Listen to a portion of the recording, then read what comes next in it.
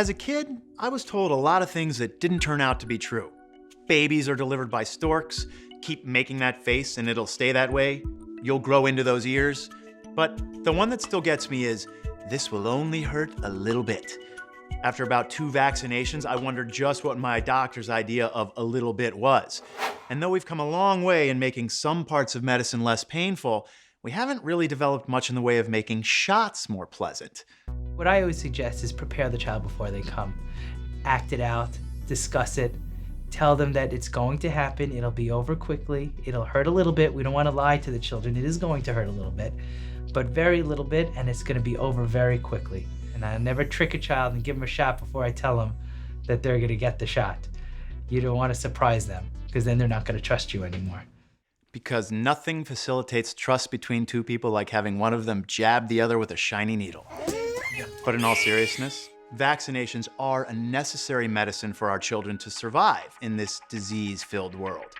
The best thing about vaccines? They work. All of the 13 vaccine-preventable diseases have drastically decreased in incidence since vaccine recommendations began. Some, like polio and measles, have practically been eliminated in the US. This is largely due to a strict schedule of vaccines given during the first few years of life.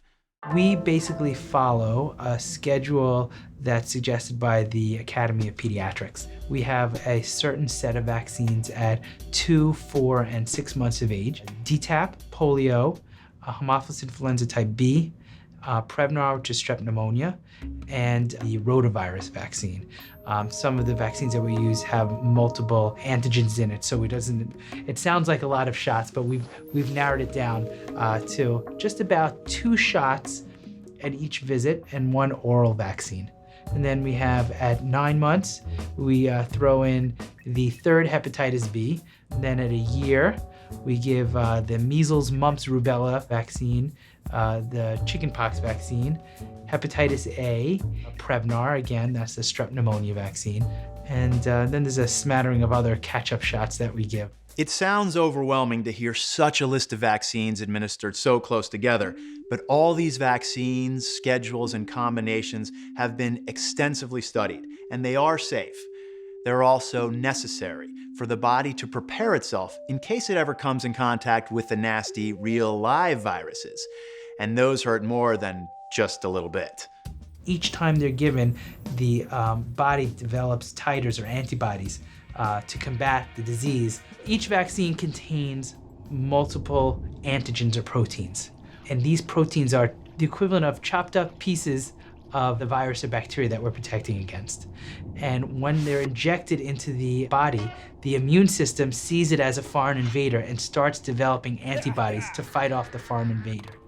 And then over time, over several days or weeks, the body starts developing memory antibodies. Next time it gets exposed to one of those viruses or bacteria, all of a sudden the immune system wakes up and is ready to fight off the illness. Since vaccines contain little pieces of virus, though they are dead or weakened pieces that pose no threat, the body may interpret the vaccine as dangerous anyway and activate common virus-fighting defenses, like fever or rash.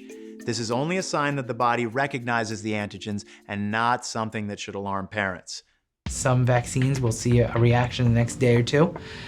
Some vaccines we could see a reaction up to a week later. Some vaccines you could see a reaction up to 4 weeks later. It's important for us as pediatricians to prepare them for what to look at. So when they do get a reaction, they could say to themselves, I don't have to panic. I know why he has a fever. He got a shot. Dr. Berger said, relax, it's okay, don't worry about it. That's not to say that all side effects are harmless. If your child has a severe allergic reaction that includes swelling in the face or throat, difficulty breathing, or a fever that reaches 105 within days of the vaccination, you should contact your doctor immediately. For the most part though, these vaccinations are very safe, and the only side effect you'll have to deal with is a screaming baby. Sorry. I'm Dr. Keller Wortham, and you're watching the eHealth Network. See you next time.